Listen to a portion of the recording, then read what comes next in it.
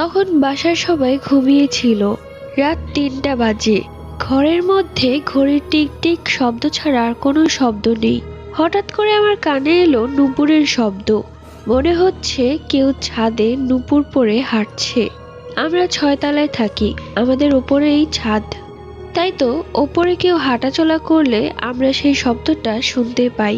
খুব জানতে ইচ্ছে করছে এত রাতে ছাদে নুপুর পরে কে হাঁটছে। আমি ছোট থেকে এমন একটা মেয়ে যে জিনিসটার প্রতি আমার আগ্রহ জন্মে যাবে সেই জিনিসটার শেষ আমি দেখেই ছাড়বো।